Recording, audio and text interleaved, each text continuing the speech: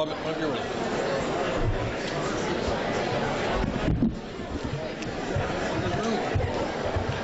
Good evening, everyone.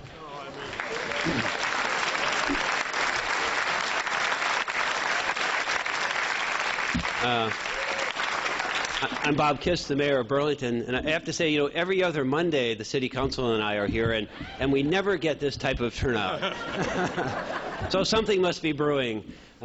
I do appreciate, I think we all appreciate that Contoy's Auditorium is a forum, though, and it's a place where there's the adventure of ideas and the exchange of ideas, and I think that's what's in store for us tonight. So I appreciate the turnout. It's great to have the balcony full. I mean, that doesn't happen very often, ever. But tonight it's exceptional. So I do appreciate your being here. This is sponsored in part by the Vermont Council of World Affairs. And I guess as an introduction, I'd like to turn to Anita Selleck, who's the executive director of the Vermont Council for World Affairs, and she'll take us on to the next level. So Anita, take the podium, please.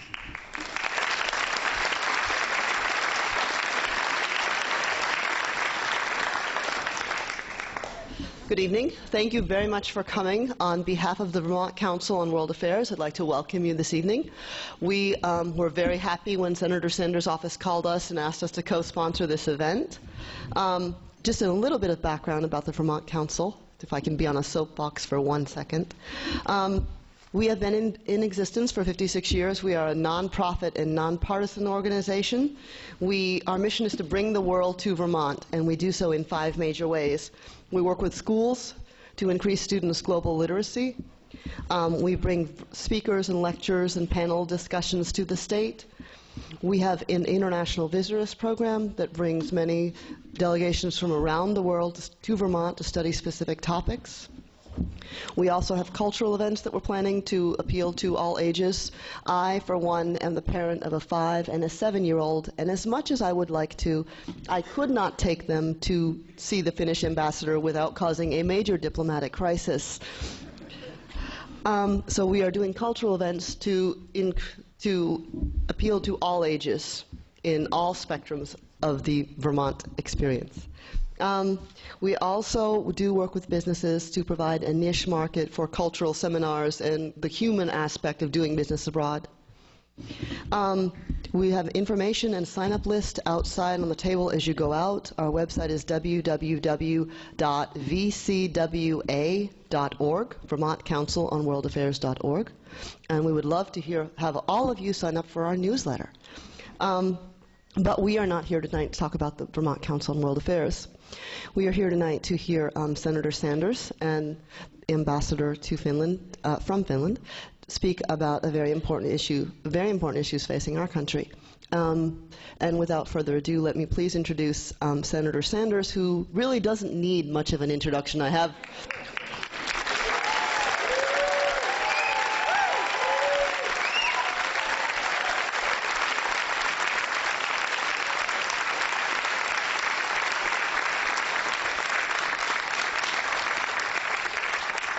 Thank you very much. This is a fantastic turnout. I was mentioning to Mayor Kiss a moment ago, some of you may remember who are old, like me. Way back in 1981, when I was elected mayor of the city, we had somewhat of a civil war in the city. There was a changing of the guard. We used to have meetings like this, huge turnouts, but I haven't seen anything like this here in a long time. So thank you all very much for coming.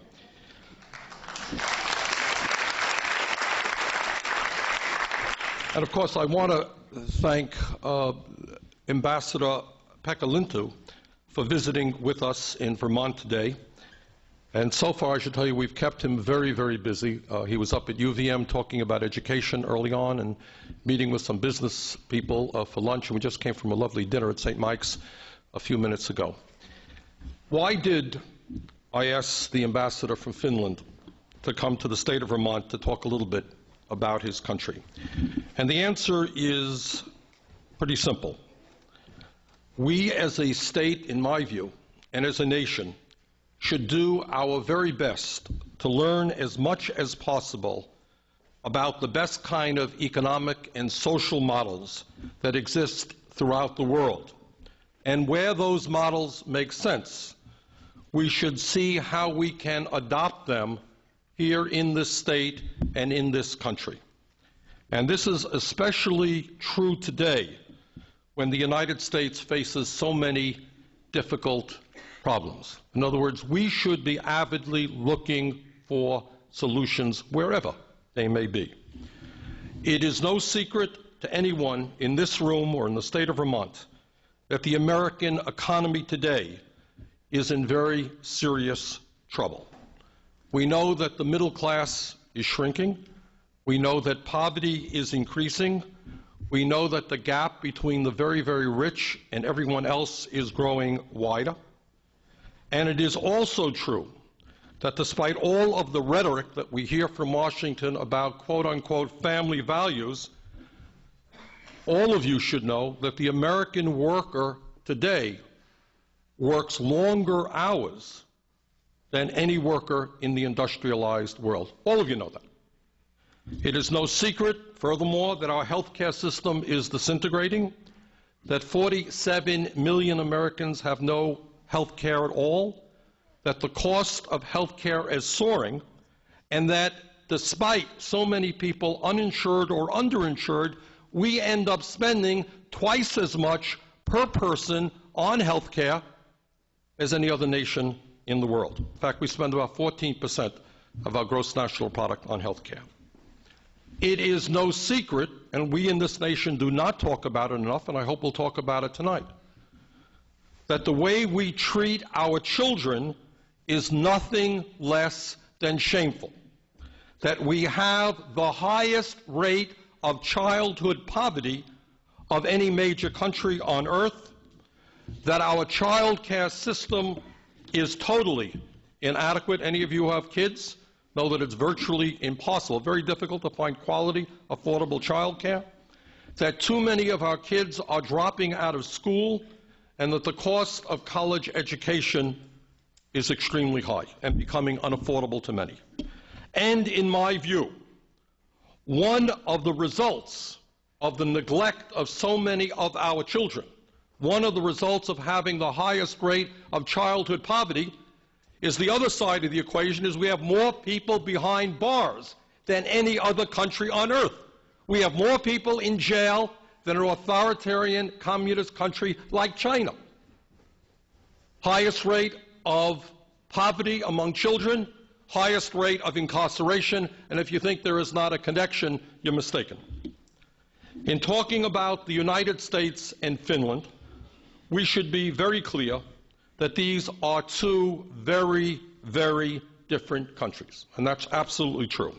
Finland has a population of 5.2 million people. We have a population of over 300 million people.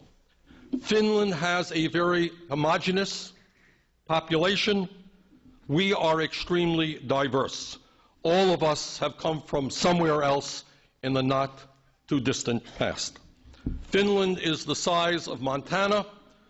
We stretch 3,000 miles from the Atlantic coast to the Pacific Ocean. We've got Alaska and Hawaii as well.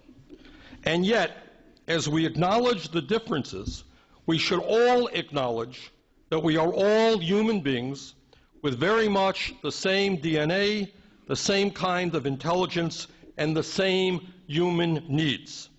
In that context, we should ask, how does it happen that in Finland they have virtually abolished childhood poverty, have free, high-quality child care, free college and graduate school education, and have, according to international reports, the best primary and secondary educational system in the world? Is there something that we can learn from that model? In Finland, a high-quality national health care program exists which provides almost free health care for all of their citizens and ends up costing, roughly speaking, about half as much per person as we spend on health care with 47 million uninsured. In Finland, when students become doctors and nurses, they leave school debt-free because when you go to medical school or nursing school, it doesn't cost anything. Is there something we can learn from that model? In Finland, in the midst of having one of the most competitive economies in the world, 80% of the workers there belong to unions, and the benefits that workers receive there, such as unemployment compensation, dwarf what workers in this country receive. One statistic that I found particularly interesting is that in Finland, workers there receive 30 days paid vacation plus, oh no, not finished yet, plus 10 national holidays.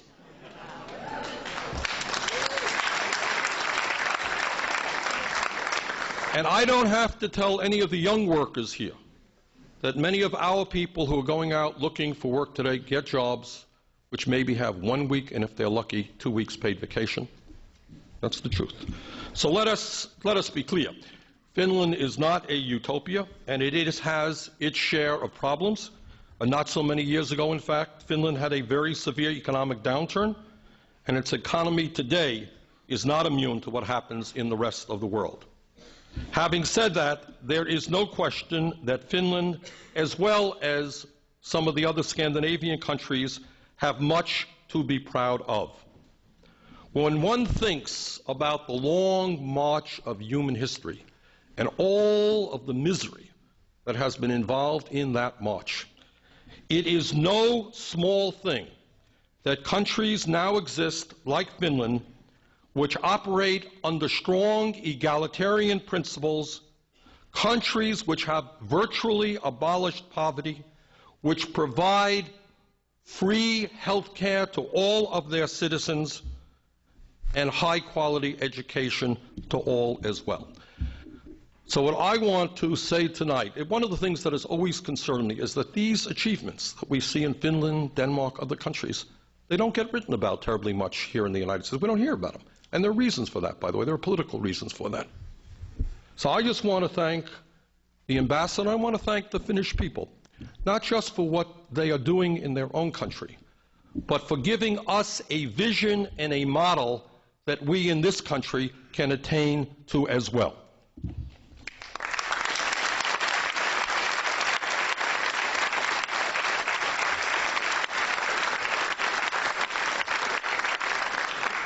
Without further ado, let me introduce Ambassador Pekka Lintu from Finland.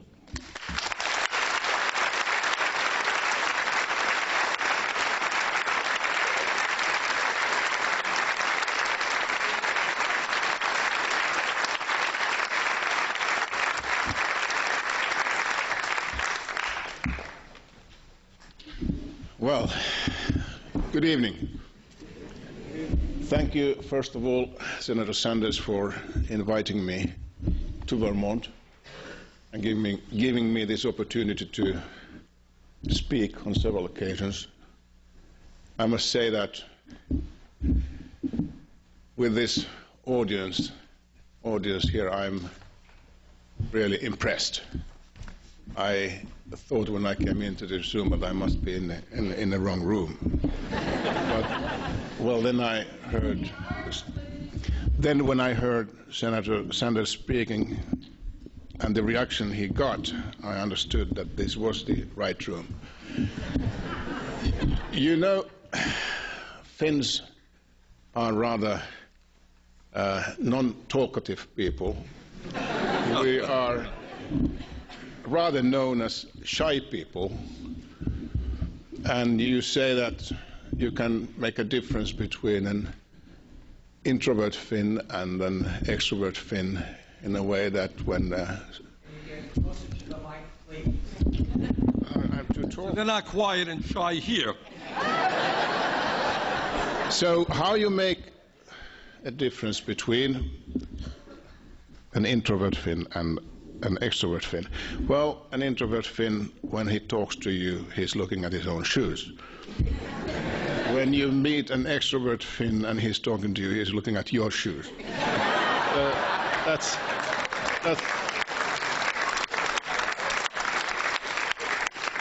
and that is a bit how we are, and that means that after the accolade of coming from Senator Sanders, it's a bit difficult for me to start to speak about my country, because he has said much that I would have said, but he has said it much more eloquently and much more forcefully. Anyway, let me say a few words first about my country. It is not a big country. It is not one of the smallest countries in Europe compared to, for instance, with our Baltic neighbors. So we are kind of rather big country. We are the size of other Scandinavian Nordic countries with which we identify ourselves. So we are very much of a Nordic country, a Scandinavian country, tied with history, tied with the type of society, tied with the kind of life that we are living and the view we have of world affairs. So we are relatively well-off country. Our GDP is about 50,000. GDP per capita is about $50,000 US. So we are in a comfortable position on the world scene from that point of view. But if you look back 90 years, and why I want to look back 90 years is that last year we were celebrating the 90 years anniversary of the Finnish independence. We must see that we have come a long way. That was an important anniversary for us, but there was an anniversary that we also had last year, and that was equally important, also for the subject that I'm going to talk about tonight. And that is 100 years to anniversary of universal suffrage in Finland. So in 1906, the parliament in Finland passed a law which gave the right to vote and right to present themselves as candidates for public office to everybody, also women. So that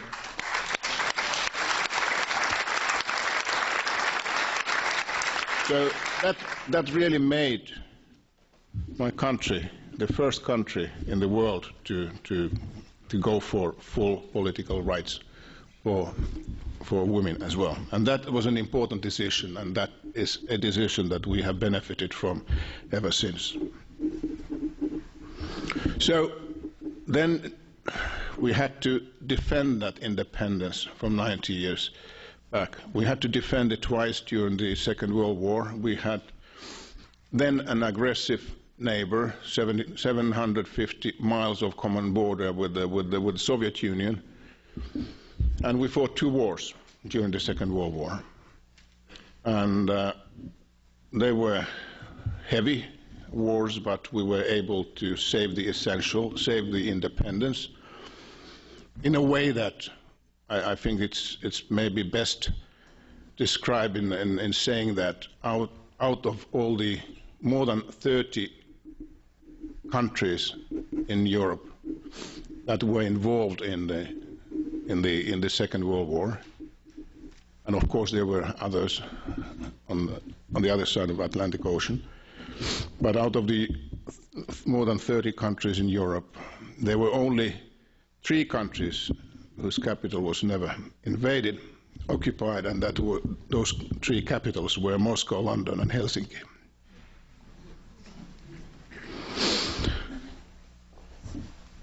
But that meant that, I mean, we were able to save the essential, but the after-war times were quite difficult, politically and economically.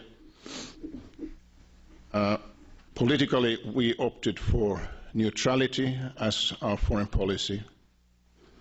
Economically, we opted for open markets, free trade, integration. And this was how we were able to develop our economy to the success where we are today. We joined the European Union in 1995, together with the 2 other neutral countries, Sweden and Austria. So then we were EU 15 countries. Now, as some of you might know, EU is composed of 27 member countries. We are not members of the North Atlantic Treaty Organization, the NATO, but we are cooperating with NATO in many crisis operations, in crisis management operations in Kosovo, in Afghanistan, and we, of course, are taking part in some crisis management operations outside the NATO as well with the European Union. So this is the kind of a short background of our history, which also is very much present in today. So what kind of a country is Finland today? I would describe it with two concepts. One is welfare society, and the other one is a competitive country in the international context. So what do we mean when we speak about Finland as a welfare society? First, Finland wants to be, and it is, an egalitarian society. What does it mean? First, gender-wise, an egalitarian society. I already mentioned that 100 years ago, women had the right to vote for the first time and present themselves as candidates. And out of 200 seats in the parliament, then in the first election, 100 years ago, 18 were women. And now we had our last elections in the parliament a year ago, and I think 85 out of 200 now are women. So that is important for us. It is also a rather natural course of events. I could also mention that we have a government of 20 cabinet members, and out of them, 8 are men.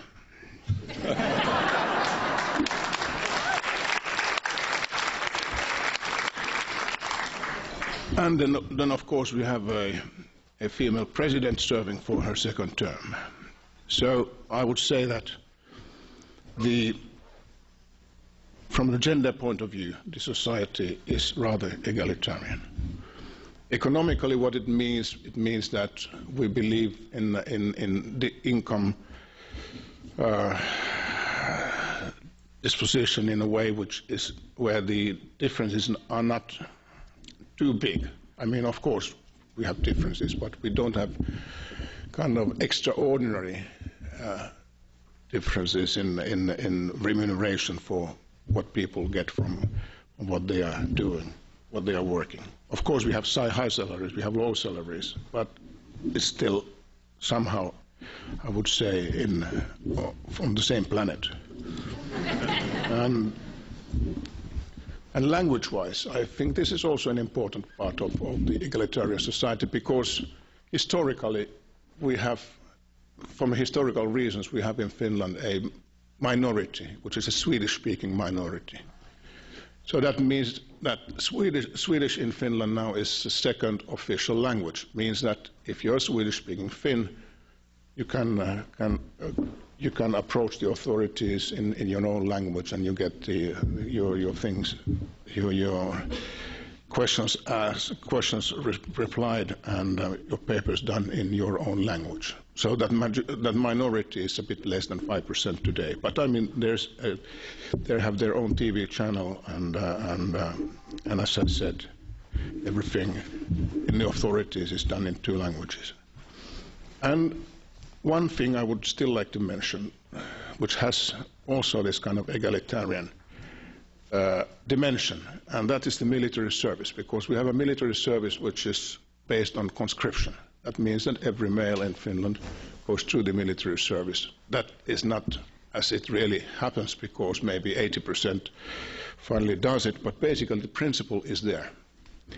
And as I said already earlier today when we were speaking about that at the university, it is not only from the defense point of view that it is important, but it's also important because that kind of mingles people from different walks of life once during their lifetime.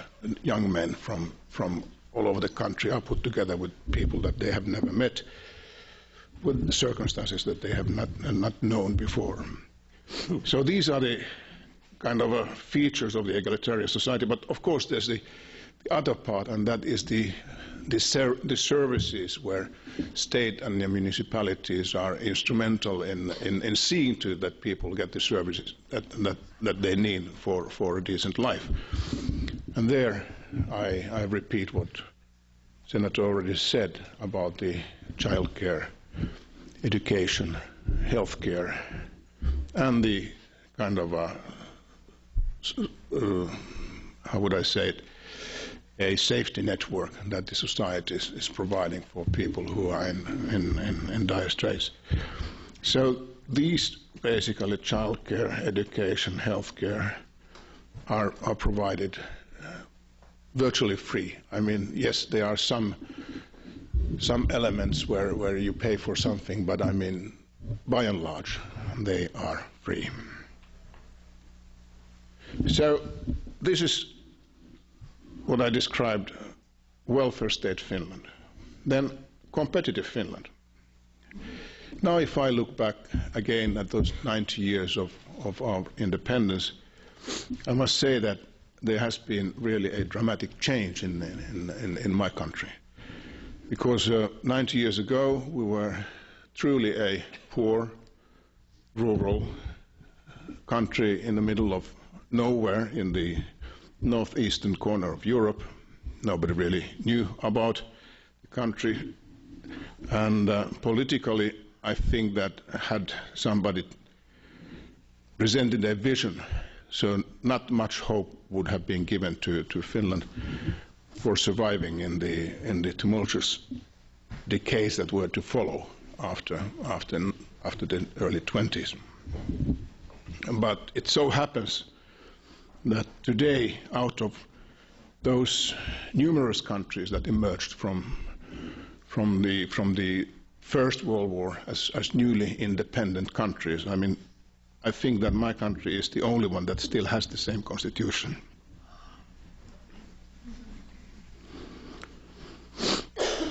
So today, I mean, if I compare with politically and economically situation 90 years ago, I would say Finland is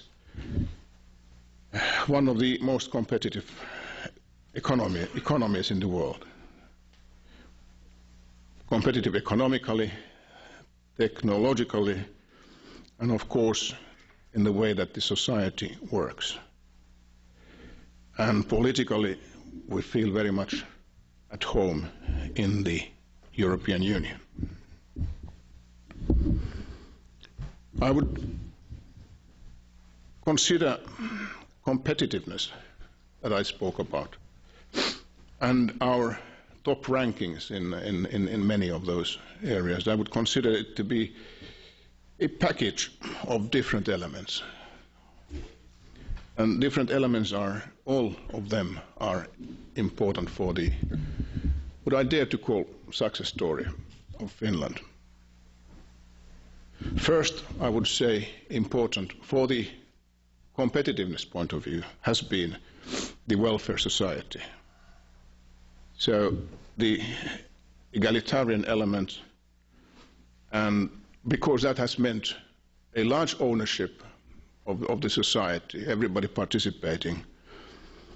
And as I said at the beginning already, I think that the decision to involve everybody in the society early in the 20th century was a very important decision for our development. And of course, important also for the competitiveness, for the success, economic competitiveness, has been the safety network that the welfare society has provided. Because when we are living in times of constant adjustment, globalization, I think that people are more apt to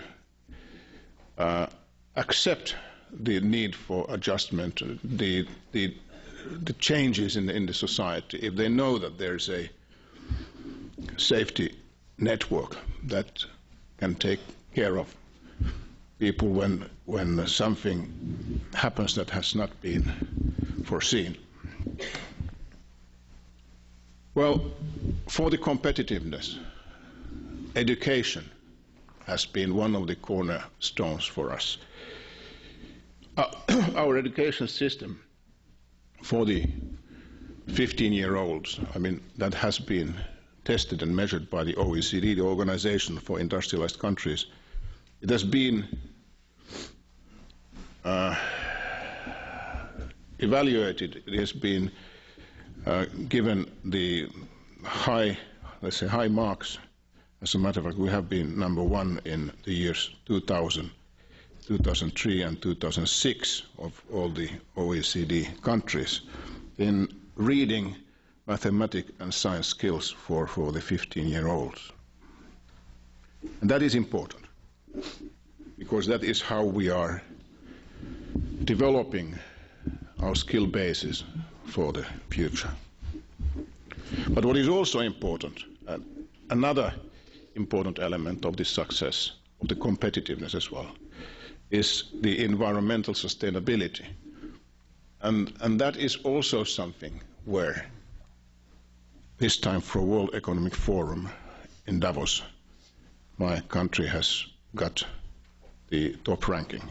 So, and that is an important part of, because in your competitiveness, that means that there are some kind of frameworks that you have to take into account in order to really have a healthy and sustainable growth. There's another thing that I think is important to mention. It is another part of the package is the good governance. There's an NGO in an international organization called Transparency International, which measures the corruptness of the governments. And there, my country has been ranking #1, least corrupt. That is to say.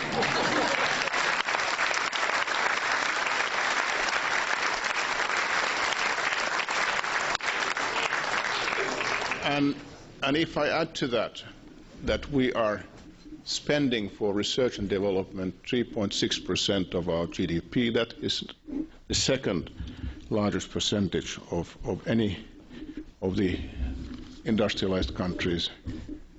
And if I say that we are one of the most ICT prone and adapted countries in information and communication technology, adapted societies, we come to what then, of course, what has been also the conclusion of the World Economic Forum, that Finland is one of the most competitive economies.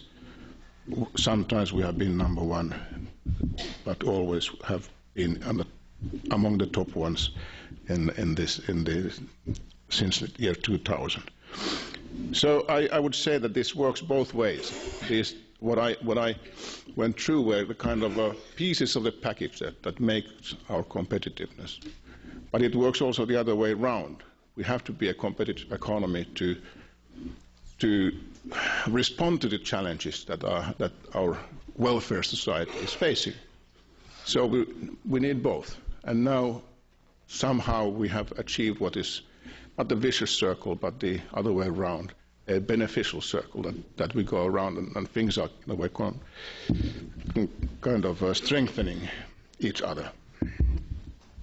So I draw one lesson from this from the economic point of view, and that is for our society, for Finnish society, the importance of flexibility in responding to change.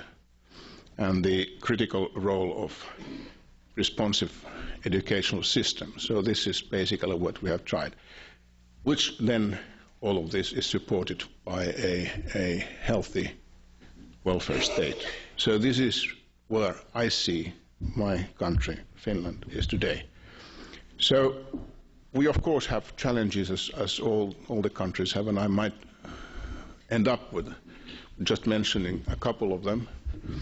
The most important is the aging society. And Finland is one of the most rapidly aging societies in Europe. We have our special reasons. One of them are the heavy wars that I mentioned already, and the baby boomers from after that war, which were bigger this years of baby boomers. I mean, the numbers were bigger than in many other countries. And now we see the kind of the negative effect of that in the population change. The other, and if I just go by numbers to illustrate it, in 2020 in Finland, people over 65 will be 25% of the population. That is a big number, but it's even easier to understand if I say that the number of employed workers to each welfare benefit recipient now is about 1.7. So for each welfare benefit recipient, I mean, we need 1.7 people to work. And according to calculations, if things continue like they are now, in 2030 it would be one person only. So that's a huge difference. And that is enough of a challenge for our government of today and for in the coming days. We are working on that, but that is a major challenge. Senator, ladies and gentlemen, I think I would stop here, but I understood that maybe some questions would be posed, and of course most of them to Senator Sanders, because in any case he presented my case, but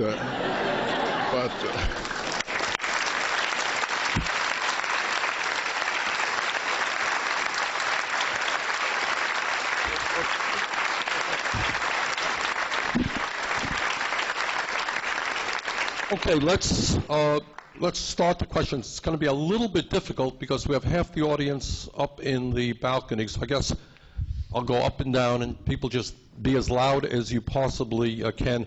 If there are people who, I'll call on people. My only request would be, as questions arise, if you have a similar type question to one that has been asked, don't ask it.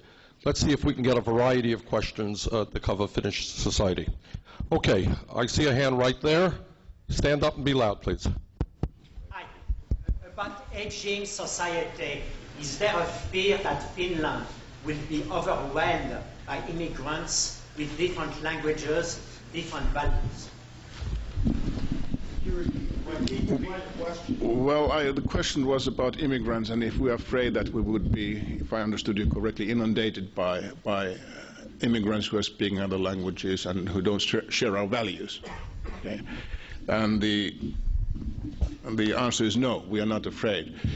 We think that one of the solutions for the lack of skilled labor for our aging society would come from immigration. So we would hope to get more immigration in the future. Compared to many other countries in Europe, we are, as Senator said, a rather homogeneous country in the sense that we have historically had quite little immigration, and for obvious reasons. I mean, we were not that well known. Our economy was not doing well. We're far up in the north, and the climate is not that good. So, we know about that, right? But I mean, so we at the beginning of 90s we had about 1% of the population was immigrant, and now we have 2.5. So it is going up rapidly, but it's still quite small. And of course, while we are inviting more immigration, also for the labor purposes, we would try to learn from from our neighbors, from other countries in Europe, and also in U.S. I mean, how to not to repeat some of the same errors that have been made elsewhere. Okay. Yes, right here. Stand up. Be loud, please.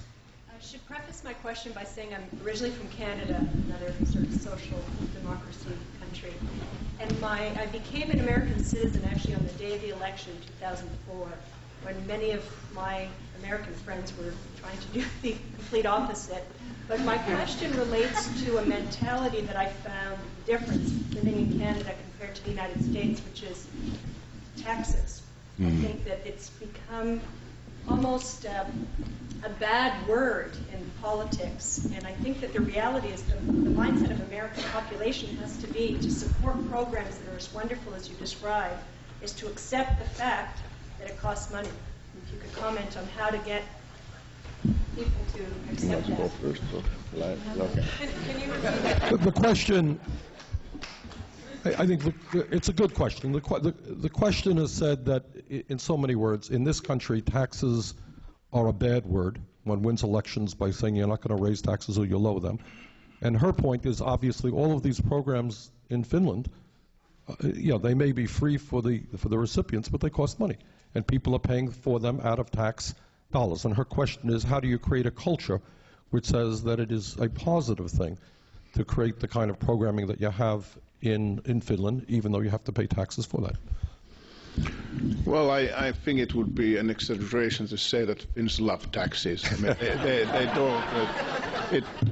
But I mean, I would also say that they accept it, and I agree with you that the discussion is a bit different. I mean, taxes is not a really bad word. I mean, it's something that people know that they have to cope with.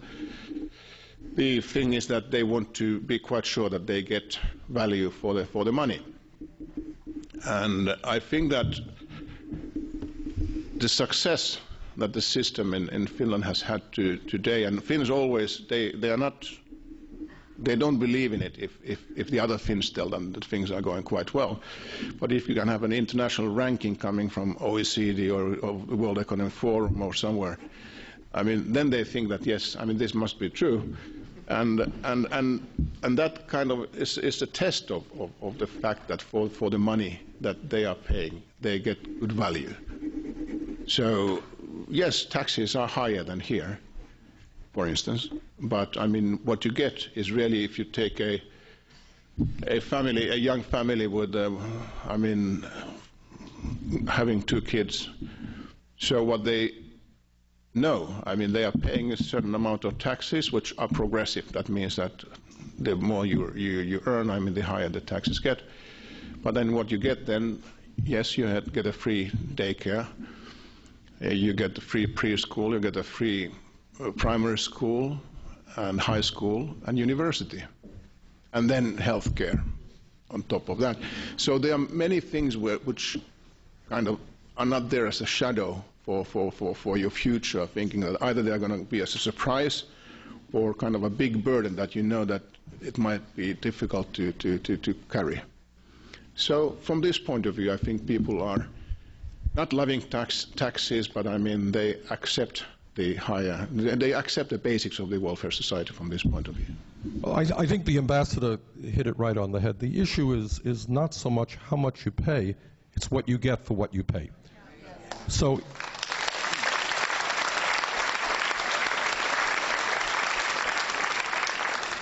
I mean, think about, I'm sure all of you have had the same experience as I have. I've got 4 kids, cost a fortune to send them to college.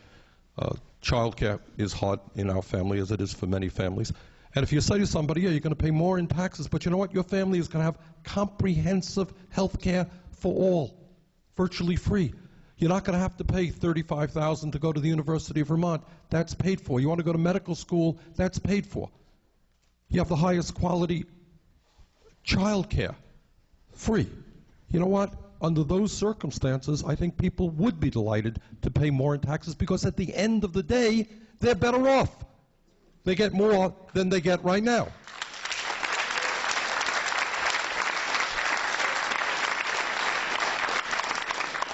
Okay, I see a hand right.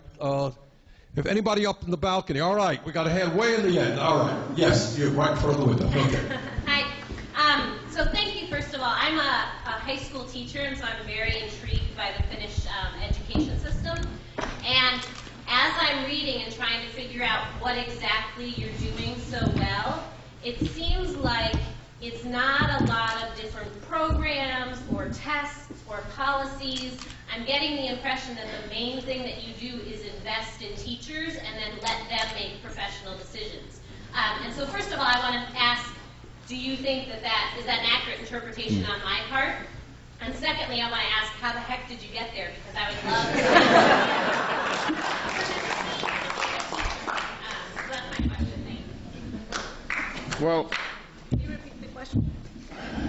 well, The questioner is a high school teacher who kind of believes there's not any special gimmick or program per se, but that Finland is investing in its children, giving responsibility to well-paid and well-trained teachers, and they're going on from there. Is that a fair? Okay. well, the system is different in some ways. I mean, but maybe that is, you're right. Maybe that is not the main difference. I would say first that maybe the school curriculum is a bit freer in the sense that the teachers have kind of more possibilities of adapting it to what they think is useful for the class concerned. The salaries, that's maybe not the main factor. They are relatively well paid, the teachers in Finland, but not well enough in their opinion, and in many other, not in many other people's opinion as well. But I mean, but you have to think about that. What you get for the salary, it's a highly esteemed profession, and people, the teachers, I mean, they have a university exam, and on top of the salary, they get rather long holidays as well. This is an important consideration for younger people when opting for these summer holidays, beginning from mid-June, no, from beginning of June till mid-August, and then Christmas holiday and Easter holiday. So I mean, all of that makes it kind of attractive, the package. But I would say there's something else in the system that also makes it different. Is that yes? I mean, it is a big achievement. This what you call the OECD PISA test. I mean that we have got up on top of those comparisons. But there's another one, and that is that our system produces there again a rather egalitarian result, which means that there's less than 5% difference in the results in the worst and best schools. I mean, as a whole. So this is a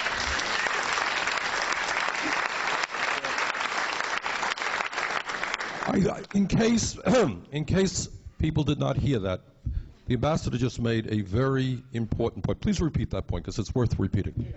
Well, I said that one feature that people in Finland think is maybe even more of an achievement than the PISA results, what we are very proud of. One even more is a kind of a consistent results that this school system is producing, because there's less than 5% difference between the weaker schools and the stronger schools, I mean, in the system.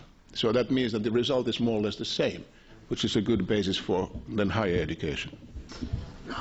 Let me stay on the issue of education for a moment, and we'll go elsewhere. But let me ask you a question, and let me pick up on what our friend up the balcony was saying. It seems to me, and you tell me if I'm right or wrong, that one of the reasons your schools are so successful is you pay a lot of attention to the very, very young children. Mm-hmm. Talk a little bit about the child care system, the preschool system, the qualifications of the teachers, and how well kids are by the time they walk into the first grade. Well, if one started from the very beginning. I think you go even beyond the child care. You go to maternity care, because that's an important part. So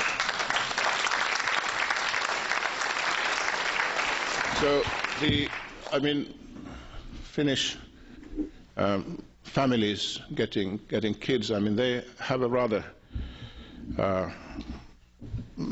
good system to take care of them. First of all, there's a maternity leave that is now exactly, is it? 10 months. 10 months, yes, 10 months. And that means that, and that is kind of paid by the employer to, is it 60% of the salary? 3 months are fully compensated by the employer, and then it's about 70% of your income. Yes. Did everybody hear that? So that, All right. so Say it again. Grab the mic there, please, and tell exactly what that benefit is. Yes. The first 3 months of the maternity leave, you get a full salary from your employer, and then the rest of the 7 months, you get around 70% of your income. Okay, now, let me contrast that, if I might. Some years ago, we had to fight like crazy to pass the Family Medical and Leave Act. And that means if you're working for a larger company, you are able to take off, you have a baby, you're able to take off 3 months without pay. Without pay. And that was one of the great struggles of our time. All right, so the difference is that, again, here, when you're talking about family values, what this means, and correct me if I'm wrong, my friends, is that mom and dad have the opportunity to bond with their baby in a way, with money coming in a way that certainly does not exist in this country, as I see it. But please. Well, that's kind of first part of the maternity leave. If after that 10 months you want to take 2 more years, 2 more years of maternity leave, you can do that. That is not going to be, you don't get any salary for that, but, you can take that maternity, extend it to until the child is 3 years old. And what it means really is that you have a guarantee that you have your job back, if you go after 3 years. So that's kind of a second degree of this maternity leave.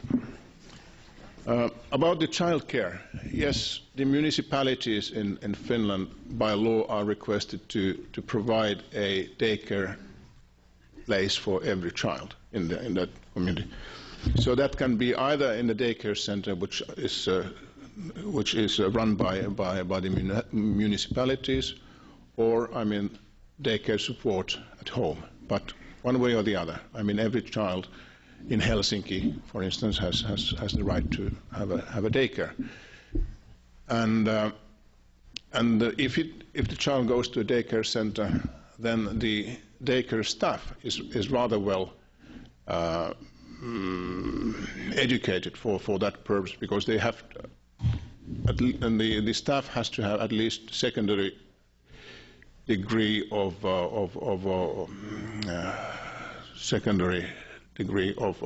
exam on social or healthcare, and one out of 3 staff people has to have a bachelor's degree on education, social or education. So that means that what we are talking about is rather competent staff taking care of the kids at the daycare centers. So when at the age of 6 years the child is entitled to preschool. Preschool means that it's basically preparing kids for school. It's voluntary. You don't have to put your kid in there. They can continue in the daycare. But if you want to put them in a preschool, yes, that is for free. And then at the age of 7, the year that the child is 7 years old, then he or she goes to school, and that is the first, what we call a basic school, then takes her from the age of 7 until the age of 16. And that's compulsory, and obviously then, most of the kids are going through it, so we don't have nearly any dropouts from that. I think the kids going through it is the percentage is 99.7. So basically everybody goes through it. So there are no real dropouts. And then if we then go to the next level, which is the secondary, upper secondary, which is age 16 to 18, 19. If we take a look at the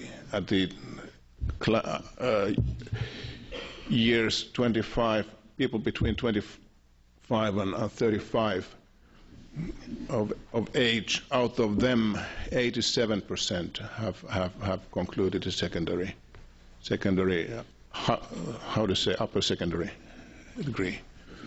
And for those people who then graduate at the age of 18 or 19 from this upper secondary, for 70% of those people, there is a possibility to continue either at the university or at the polytechnics. And of course, as we said already, that education is going to be free. Okay. Yes, sir. Blue shirt. Yeah. No, in the back. Yeah. Part of the challenge that the United States has, it's a bit of a catch-22, is we have a well-educated, healthy population. Most of the people running the country, except for you, Mr. Sanders, wouldn't have jobs. So how do you solve a problem like that?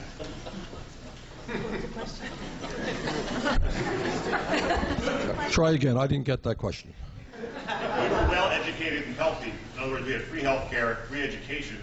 I believe most of the people running the country wouldn't have jobs. Well, they have in Finland. Because people would realize things aren't going different. Exactly. Different. Well, I don't really understand, but I think that I can assure you that there are enough people working with these issues in Finland as well, with all the success that we have had. So I think people do have jobs there, and so. Sorry, maybe I misunderstood your question. Okay, way in the back there, yes. Whenever we have public discussion in this country of universal health care, we hear from our independent news sources like Fox Communications long tales of waiting lines and waiting periods for health care, lack of individual control over health care destiny, rationing of health care, and ultimately high suicide rate. Can you comment on these allegations? You did not comment on Fox. Well, the questioner basically did a very good job in summarizing the critique that we hear from the right wing about national health care programs, i.e., it takes forever to get to see a doctor. You don't have a choice of a doctor. People commit suicide all over the place. Basically, that you could have a free health care system, but it's a disaster, and we don't want that in the United States. So the real question that you're asking is, what is the quality? You have a health care system. Is the quality good quality? Do people have access? Well, I'm of course a bit biased to reply, but I think that if you look at and listen to people in Finland, so they are by and large quite happy with the system. But the healthcare is a bit like taxes. I mean, you're never fully happy with the system because it's a system like that. I mean, there are always some difficulties, but I don't think that that's really related to it being kind of publicly managed. And to be quite exact in that, a public health care doesn't mean that everything is done by the bureaucrats, because the system means that it is the municipalities and in some parts state that is responsible for providing those services.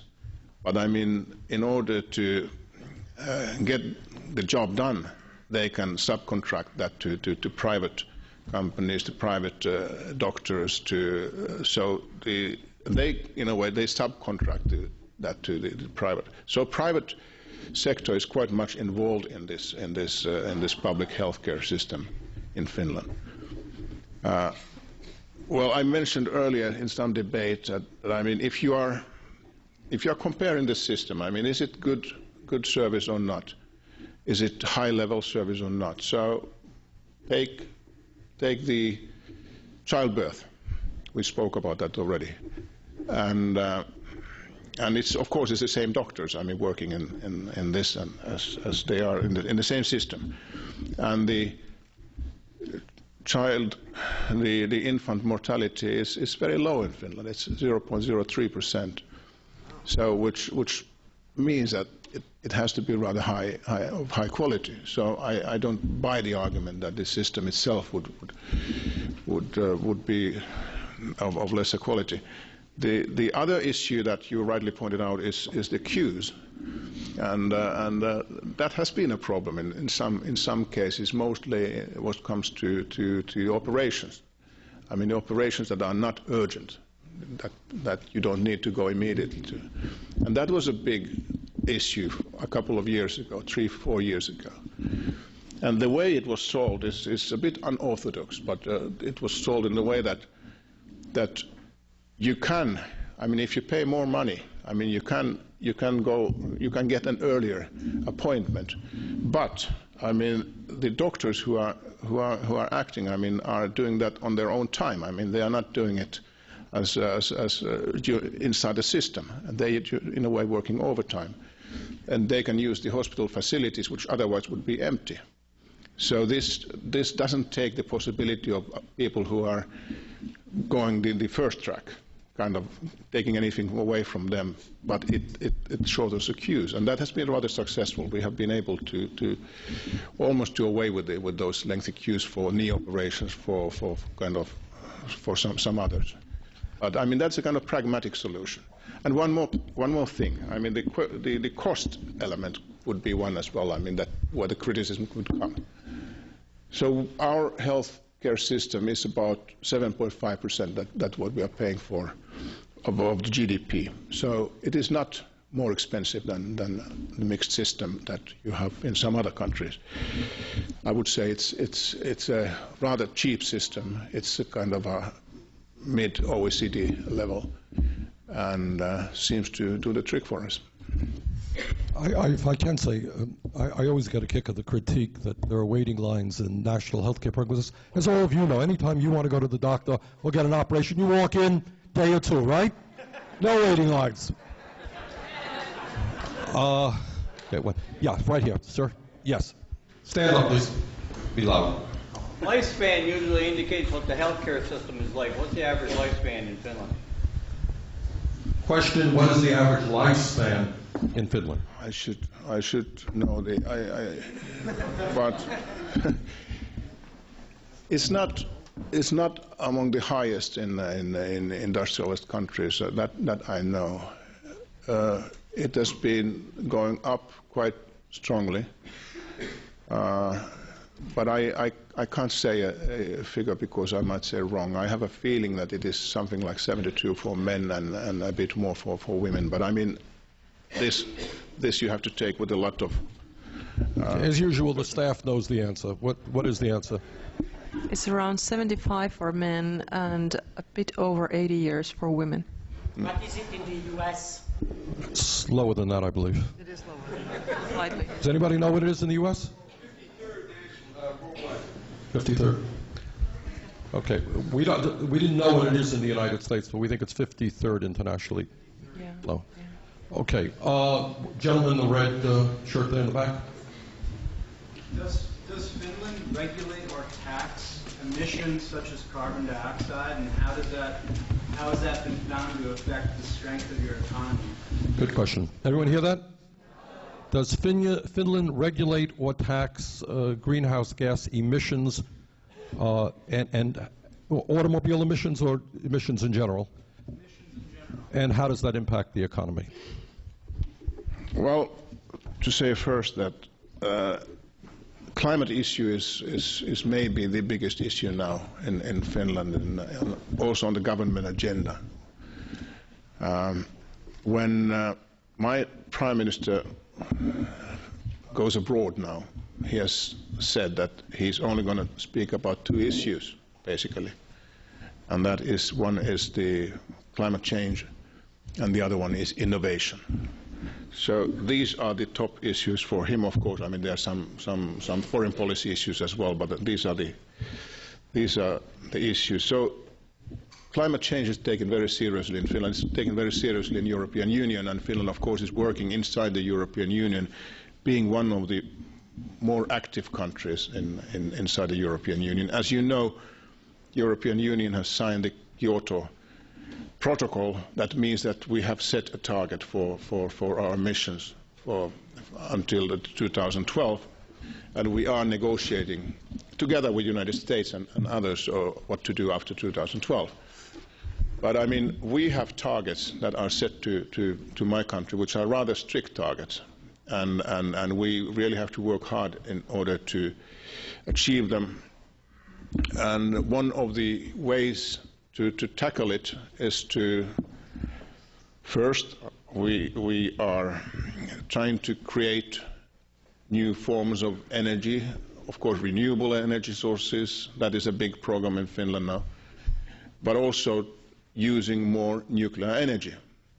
We are one of the very few countries, industrialized countries, who are building new capacity in nuclear energy, because we think that that is the clean energy that we have to use now in order to do away with the emissions. We don't have any indigenous sources of energy except wood, and we can't burn all of our forests.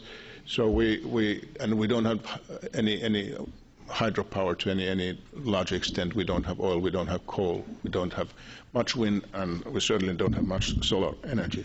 So it's all this. So it's a mix. But yes, we are also using another form of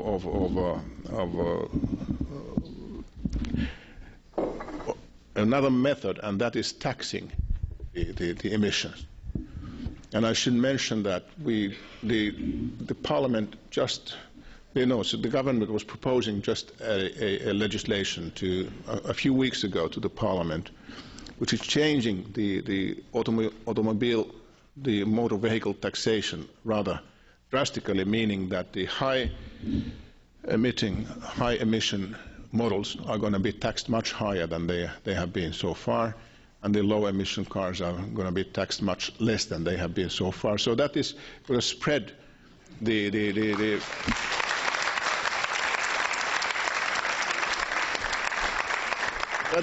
is going to leave it up to the consumer to decide. I mean, if he or she wants to drive a bigger car, more polluting, I mean, that's okay, but I mean, then he or she has to pay more. And when we are talking about differences in how much you pay, I mean, we are talking about tens of thousands of dollars in the price of one car in this case. So that is a clear indication to consumers that this is how you should act. And by the way, also, the gasoline is heavily taxed in Finland. So if you're here talking about prices like $3.5 to $4 a gallon, so for us it's about $10 a gallon. So and people still, I mean, they don't go on strike for that. Okay, other questions? Let's go. Yes, right up there in the balcony. When I was at Turku, Finland, I met a man that was there, an American, that was there for surgery. And he went there for an operation because it was very much cheaper than what he would have to pay here. Can you comment on the idea of uninsured Americans going to Finland? Did everybody hear the question?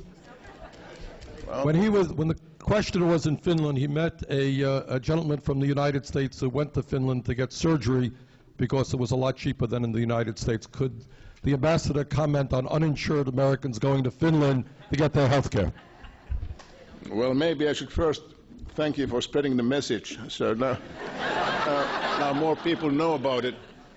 So, but this doesn't happen that often. I think that still, if you want to go and kind of try to find a cheaper place, I mean, you find it elsewhere, not necessarily in Finland. Finland still is not that cheap, but I mean, I don't really quite understand how it worked out for your countryman.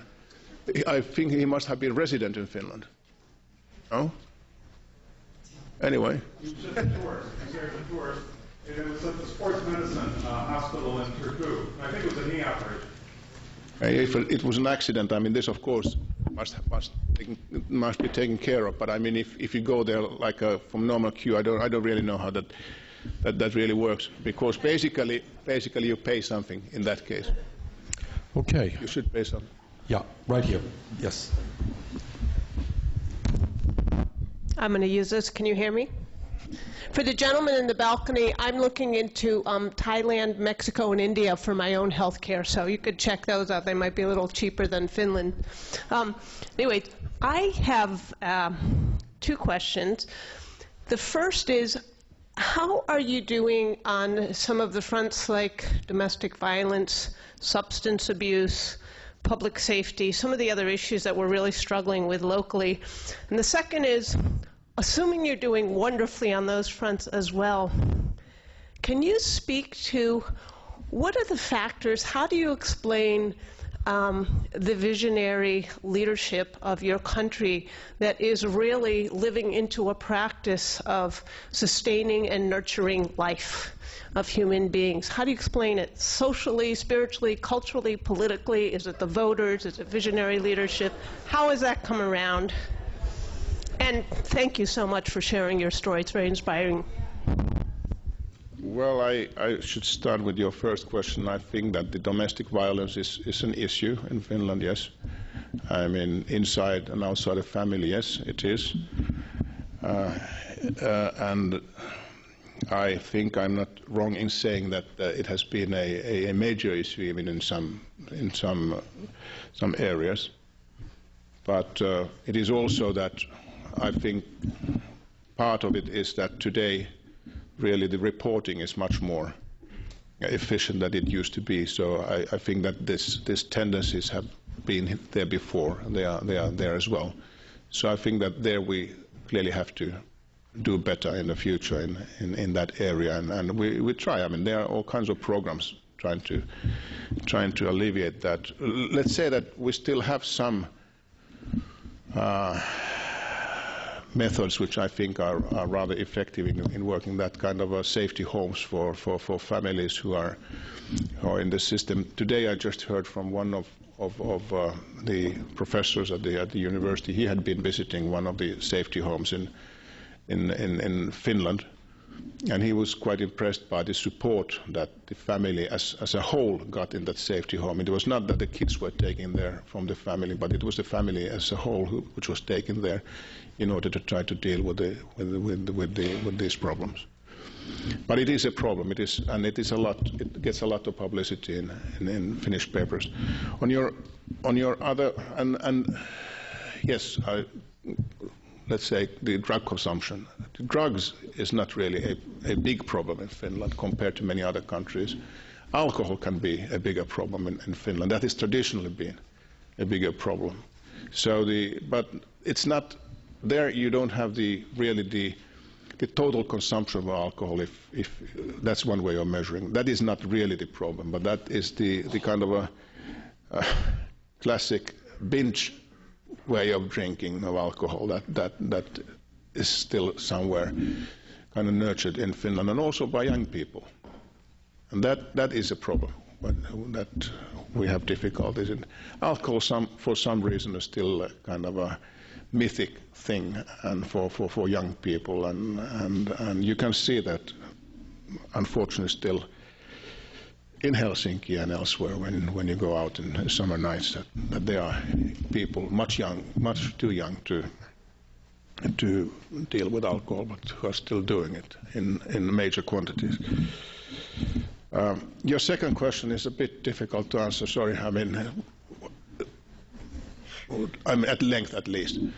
But I think that what we have done in our system is partly a product of our history and how our society has developed. And I would say that, going back to what I said about the decision to involve women in decision making has a lot to do with it. I mean, in the maternity care, and everything that is related to that. I mean, schools, of course, education. All these issues are very much influenced by strong women who have got a voice rather early. Could you say that one more time? Well, I mean, no, I think it's quite evident, because the proof is there that many of those issues which are important, family issues, which are important issues for those who are responsible for the family, who are important for mother, they have been well taken care of by the Finnish system, and that I trace back to very much to the early involvement and ownership of women in the politics.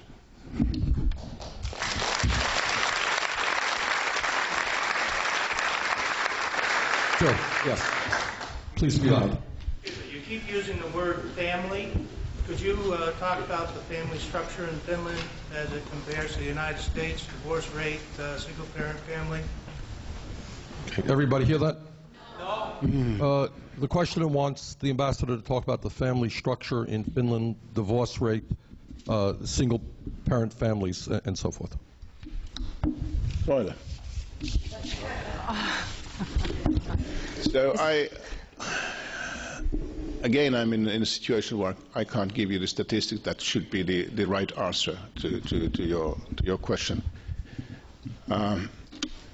Family values, I would say that Finland is still a rather family-oriented society. But the rate of divorce is rather high, but I think it is going down from the 70s and 80s now. I mean, the marriages last longer now than they used to some decades ago.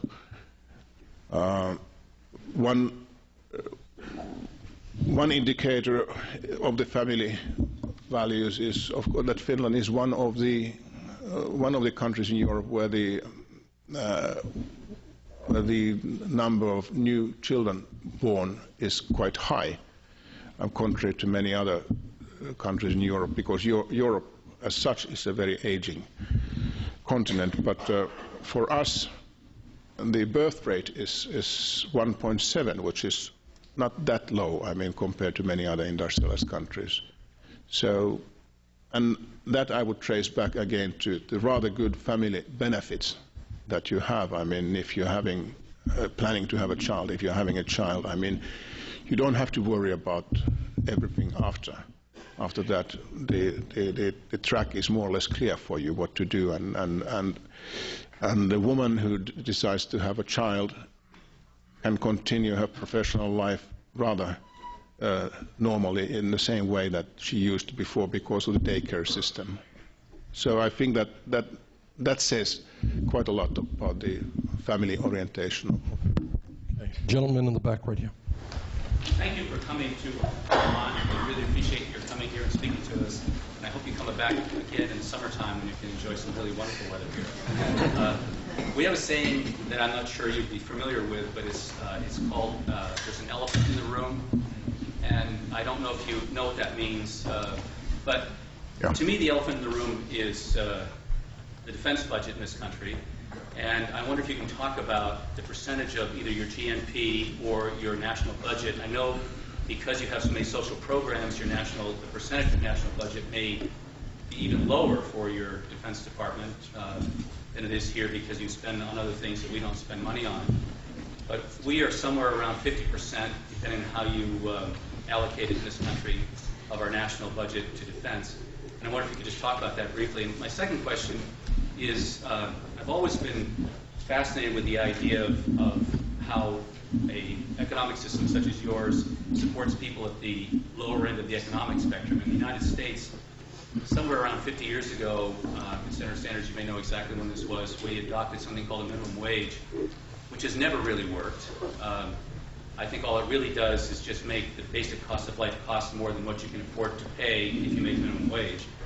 And I wonder if, when you talk about a more egalitarian society, and you talk about, yes, there are people who make lots of money, do you, in essence, have some way of maximizing income? Is there a maximum income that someone in Finland can earn, so that those at the bottom, do not have that far to go.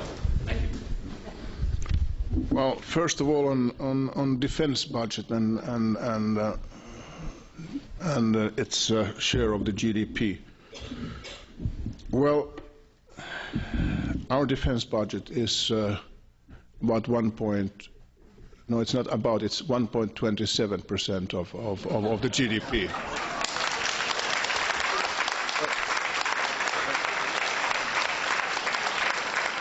But I mean, but you were talking about the budget. I mean, about the share of budget. So it's about 5.5% of the budget. So that's about the comparing figure. But I mean, it's a lot of money still, and because it's an important task for us in Finland, and we really value the defense forces rather much, partly because of historic reasons, and we know that it's important to us. And we have a system which is based on conscription, as I said, and that is maybe a cheaper system than some others. Of course, at least during the peacetime, and that is what we are talking about now. But we are moving towards maybe partly professional army. But I mean, that's still far away. But so far, I mean, our system is based on conscription and also based on the idea that the Finnish defense forces can defend the whole land area, and that's a big piece of land. It's the size of Montana for 5 million people, so we have to run quite fast when we do that. But basically, I mean, it has been done before, so people believe in that, so it can be done. And what else was I would? Yeah, I mean, if there's a ceiling for salaries, no. I mean, it's a market democracy. I mean, you don't set ceilings like that. I mean, the companies pay what they want to pay. But I mean, it is so that the biggest companies, the biggest international companies, I mean, they are paying salaries which are very high by Finnish standards. I mean, the high salaries can be somewhere like 2-3 million euros. I mean, they are extraordinary high salaries in Finland, but I mean, there are not many who have that kind of salaries. So the kind of other high salaries would be somewhere around from $300,000 to $500,000. Those would be really high salaries as well. I mean, but there are more people who have them. But anyway, we are talking about something from a few million to then the basic salary level, which let's say the spread is not that big as it is somewhere else. Let me jump in there and ask you to elaborate on that, because this is an important question. In the U.S., we have the greatest gap between not only the rich and the poor, the rich and everybody else, but between CEOs and workers. So for large corporations, the CEOs make about 400 times more than their workers.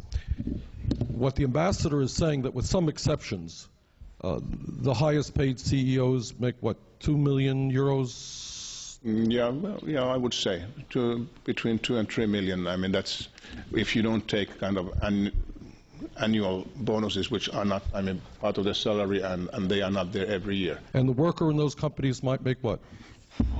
Maybe 40,000 euros or dollars? Yeah, 40,000 euros. Yeah. Euros. And so you can see, and it's an important point, that the gap, there is a gap, maybe 20 to 1, as opposed to 400 to 1. My question, to elaborate on a question that was asked earlier, why is it that the CEOs don't say, gee, in America there are people making hundreds of millions of dollars, I want to make that too? Why doesn't that culture, your culture, create that type of discrepancy where it says, hey, I want to be a billionaire and I don't really care about other people? Well, I think that's part of the society. I think that these salaries that I mentioned already are very big compared to the normal Finnish standard of living, and they are criticized as well, because all the tax information is public in Finland. So it means that every year at a certain time, all the tax the numbers become public, and then of course all the afternoon papers, I mean, they publish the numbers for each municipality. I mean, who have the biggest salaries. So I mean, these are discussed, but I mean, I would say that if we are talking about the salaries of over 2 or 3 million, I mean, they are exceptions of exceptions, and basically what you then have is a company that is worldwide and exceptionally successful as well. Okay, other questions? Gentleman way in the back there. Yes, sir. Yeah. Let's just cut directly to the meat, and thank you for coming. The meat of the matter is, how do you prevent your weapons manufacturers from buying the people that sit on the Appropriations Committee of your Congress?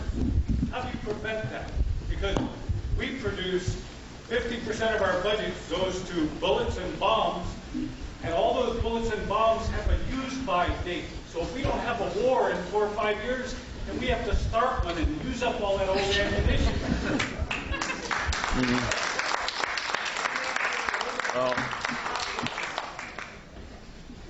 Well, I did not get it exactly what you meant, but I mean, what we, well, we have a rather, as I said, we have a rather transparent system, as I was referring to this Transparency International, which means that there is no big, there's no big level of corruption. I mean, and this would be the kind of a major candidate for that kind of a corruption, and we don't have that. Of course, we have major weapon purchases. I mean, we're mainly purchasing because we don't produce that much. We are producing armored vehicles, but that's about it. But we are buying the weapons for our defense forces. We have been buying the U.S. fighter planes, which are, by the way, are extraordinarily good. I mean, for the purpose that we are using. And I know I was quite much involved in that purchase, and it was as clean as it could be, that the whole process. So I don't think that the corruption is somehow related to the defense industry in Finland or abroad, in our case at least. Bonnie? Can you tell us how people in Finland have access to healthy, affordable food? I'm wondering, does the government support farmers? Are there young people who want to go into farming? And do you have Finnish food in your schools, your hospitals, government offices, and workplaces? The culture of food we would love to know about. You seem extraordinarily healthy. You're the best walking evidence that a lot of things are working. The question is the culture of food. Well, thank you for your remarks, and that's very kind of you. But I'd say that agriculture is a big issue in Finland, as it is in many other countries. Partly because Finland, for agricultural production, is not ideally located, because we can't grow everything there, and what we can grow, maybe the cost is a bit higher. So earlier today, when I was speaking about it, I said that, for instance, sugar production that we have had, I mean, for ages, I mean, now is more or less laid down because it is not kind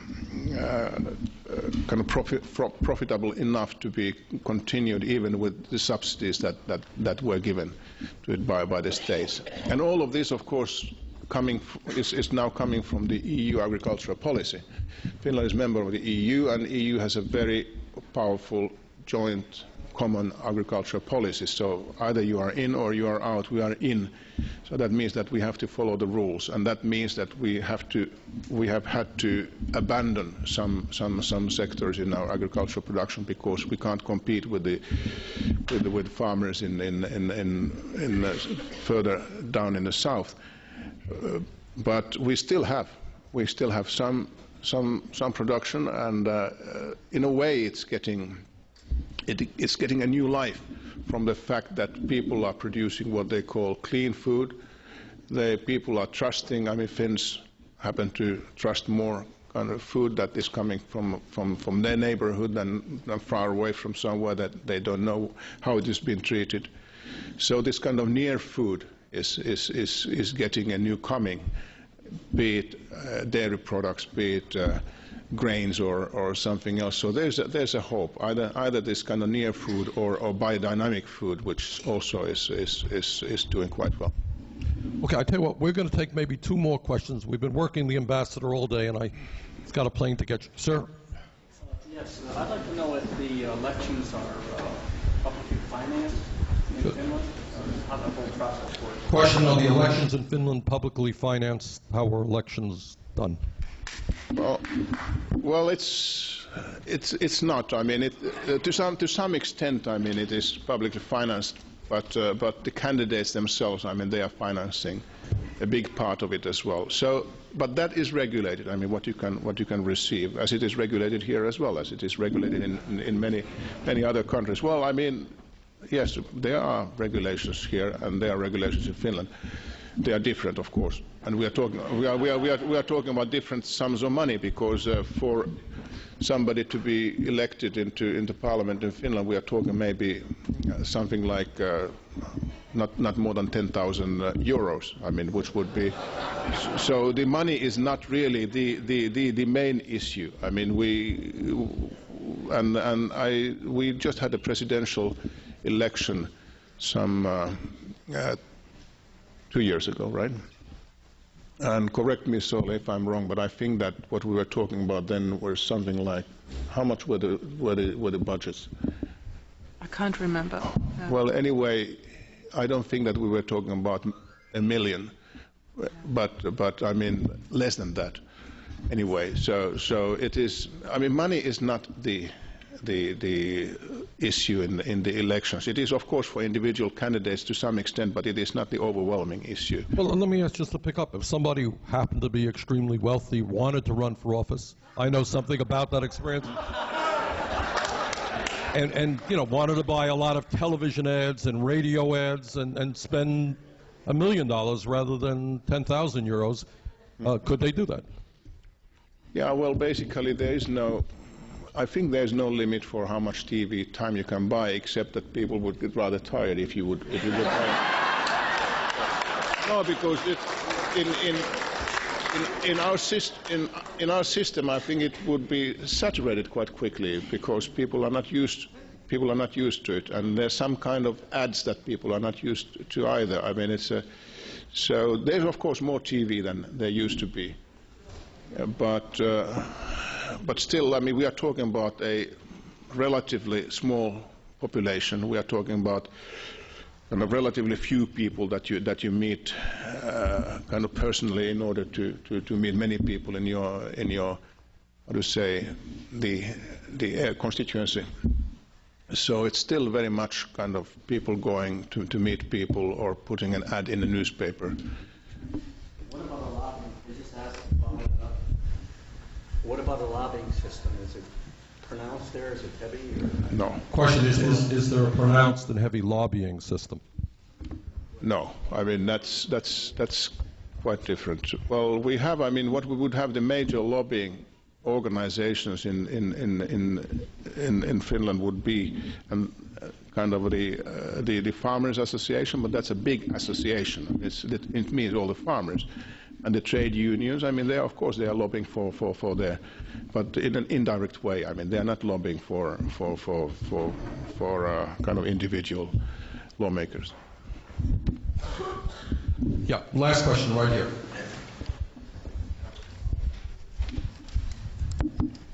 When you look ahead, I wonder how you're insulated against 2 things. One is globalization. You have high-paid workers.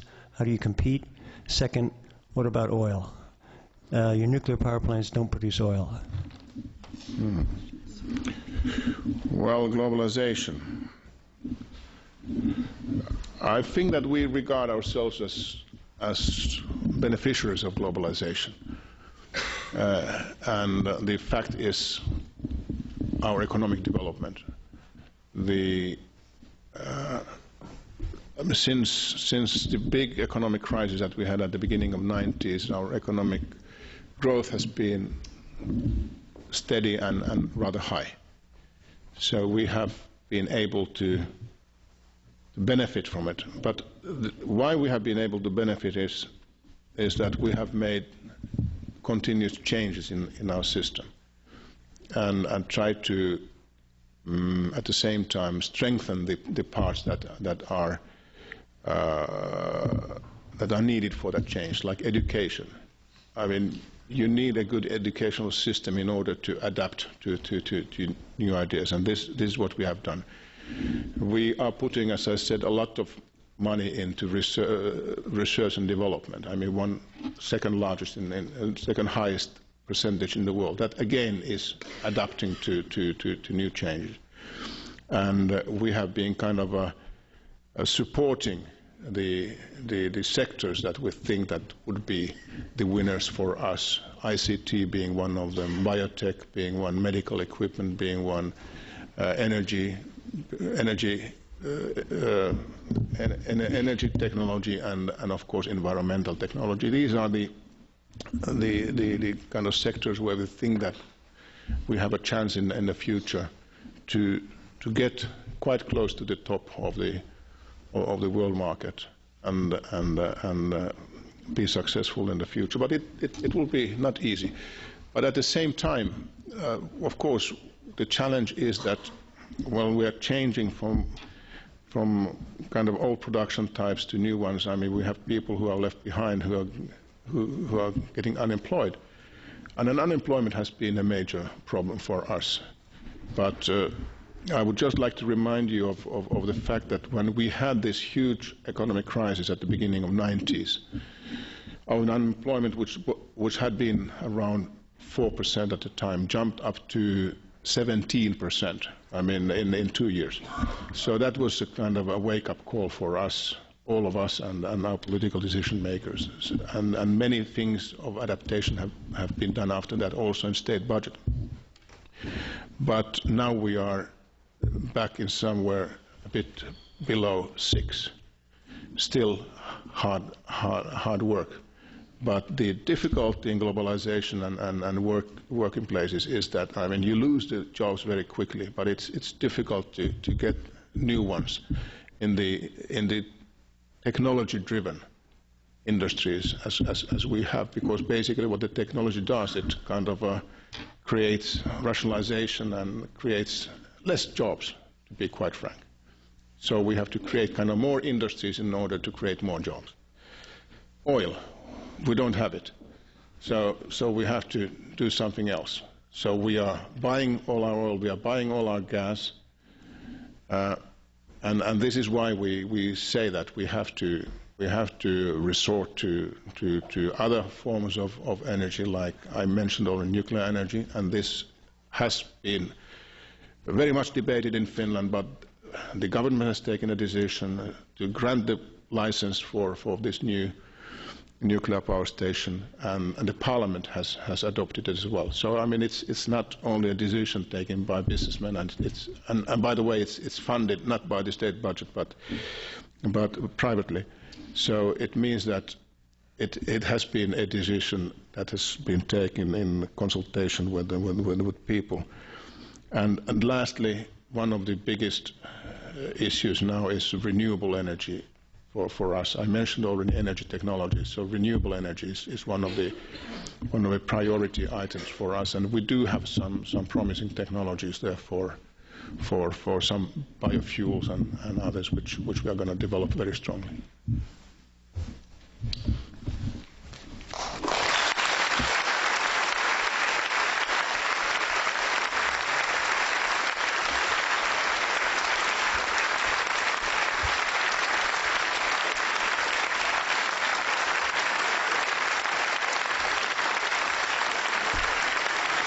Okay.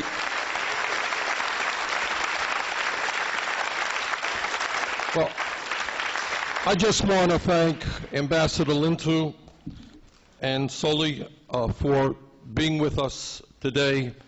I very much enjoyed the glimpse that he gave us of Finland. I think he's opened up some vistas to us, some ideas, some areas that we might want to move into. And I just want to thank you very, very much, and thank you all for coming out tonight.